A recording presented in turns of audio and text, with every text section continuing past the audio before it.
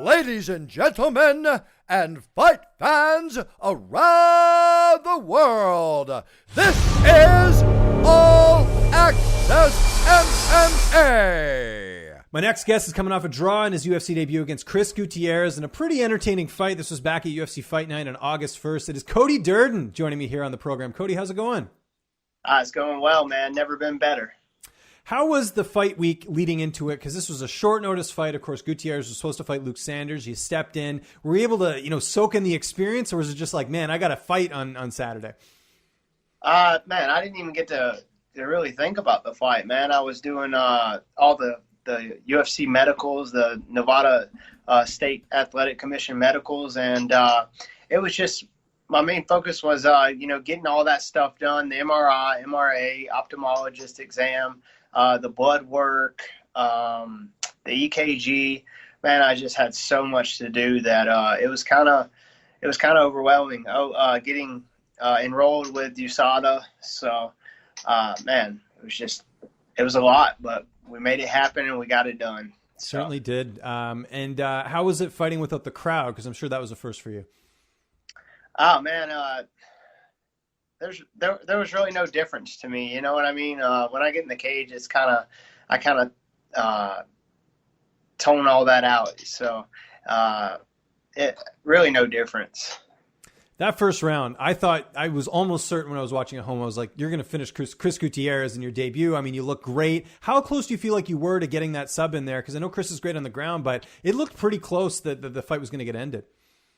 If he would if he would have done more, I could have ended it. But man, he was being a defensive little bitch, and he knew that if he ever reached down to grab my leg or any of that stuff, that I was going to finish him, and that's why he turtled up like a little turtle and stayed there. And that was definitely a 10-8 round, because if that wasn't a 10-8 round, then why do 10-8 rounds exist? I mean, you got outstruck 36-1, and you stayed in the same position and didn't try to get out but one time, and that's when you got flattened and took a couple of punches to the face. So, he did what was best for him, and what was best for him is to be all defense. So.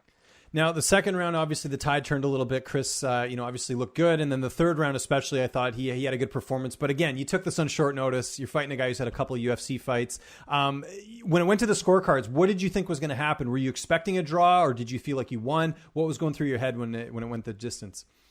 Well, I knew the second round was close. I felt like it could have went either way, but with him catching me in that armbar submission, I felt like the round would have went to him. But, in my mind, I wasn't thinking 10-8 round, first round. I was thinking, the second round was a toss-up. The first round was mine. The third round was his.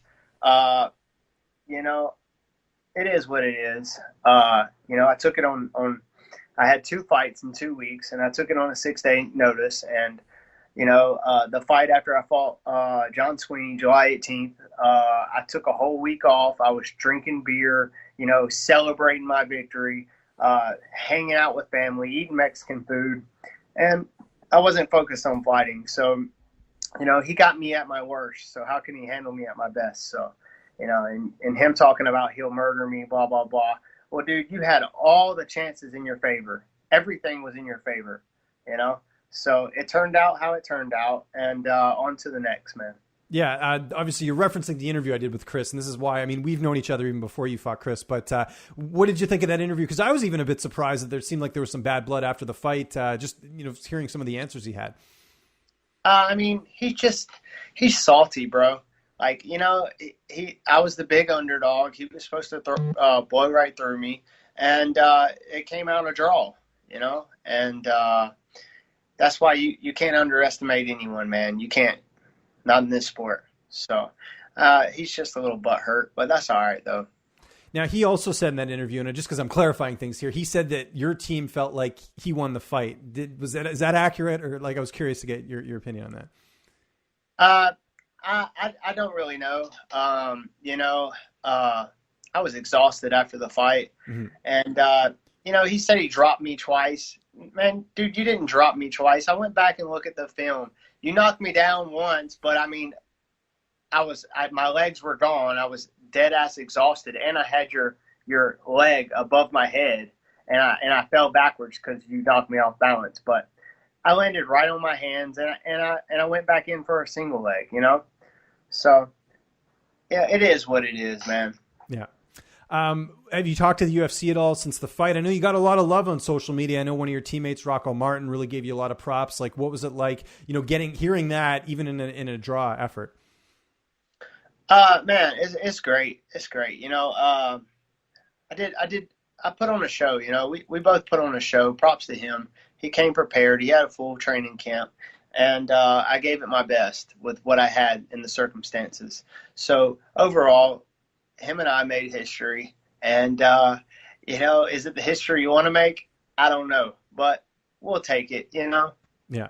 One of our mutual friends, actually, a guy I work with over at Line Movement, Daniel Levy, suggested that you might be considering going down to flyweight. Is that accurate? Is that something you're thinking of, or do you plan on staying at bantamweight? Yeah, man, I don't cut any weight for let me clarify that. I diet to get down to 35, but I cut no weight, you know. I was in the little sauna chair the UFC had us for 10 minutes, and I made weight, and I ate 3 meals on Thursday. So I haven't been cutting weight for the regional shows, and you know, making flyweight, I would have to cut weight, but I think it might benefit me best in the long run if I drop back down to flyweight. But we're gonna get back in the gym, reevaluate my weight, my goals, and really see, you know, what's best for me and my career moving forward. Well, the nice thing about being in the UFC is you now have the luxury of using the PI, and I know they're very good about determining, you know, what weight class is best and sort of doing all those tests and everything. Is that something you plan on doing, or are you going to use some people back home? Right.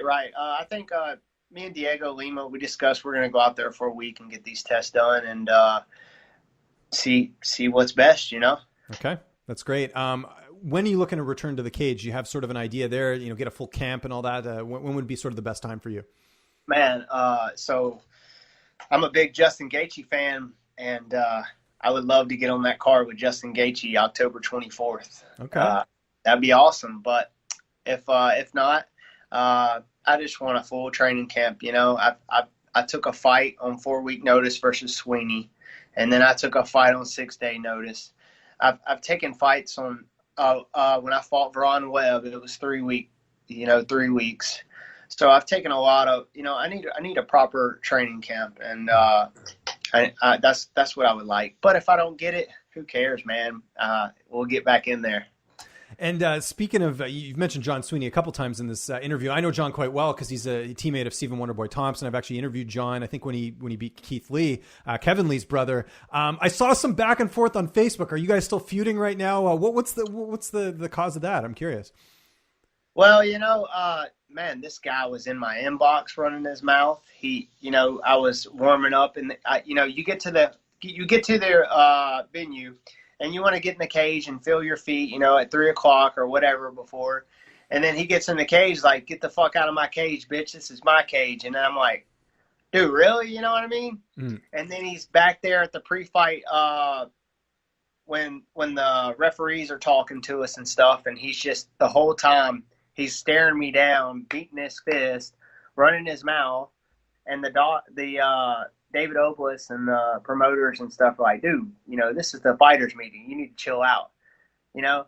And he just kept going on and on. And I smoked him in 80 seconds. So it was like, dude, really? You know? And now he hadn't said, I mean, he can't say anything, you know? You can't say shit. You know, you're my bitch. If you're seeing this, you're my bitch. Just know that. Now, something a little bit more respectful here. Nathan Maness, I interviewed him after his win on the same card as you, and he says he's interested in fighting you. It wasn't a call-out. It was just like, you know what? We're both, guys from sort of similar areas. Like, is that a fight that would interest you at all? Or are you looking for someone else as far as the next opponent? I mean, it doesn't matter. You know, whoever the UFC gives me, I'll take. We'll discuss it with my managers and with my coaches, and we'll see where we go from there. But, you know, right now I need to focus on getting back in the gym and really finding out, where I need to improve. And that's the goal right now. What does the last week and a bit look like? Are you back training? Have you taken some time off? What would have things been like? Yeah, man, I took this week off. I was banged and bruised and had to get some checkups done. And I'm back at it today. So, I'm going to ease back into it.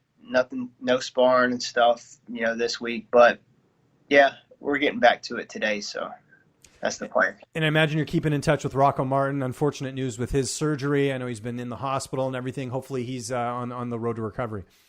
Yeah, man, I talk to him twice a day, man. That's my buddy. And what a great guy, huh? Like it's so unfortunate that happened to him. And I know once he's healthy, he's going to really show what the welterweight division, what he's made of, so to speak. It's just, hopefully the recovery goes faster than expected. Yeah, exactly, man. He's not, he says he's not in pain right now. And, he's starting to move around and stuff. So, I hope everything goes well for him. And, I'm here for him if he needs anything. So he knows that. And I appreciate you being here with me, doing this interview, Cody. It's great to talk to you finally in the UFC. I mean, we've done a few interviews on the regional scene, so happy to talk to you as a UFC fighter now. Just remind people where they can find you on social media, and if you have any sponsors or shout-outs you want to mention, the floor is yours. I want to mention Triad Mechanical, Barbara Orthopedics, Fathlete Apparel, American Top Team Lima, American Top Team Atlanta, and all my friends and family that have been there with me from the start. It's only the beginning, and let's go.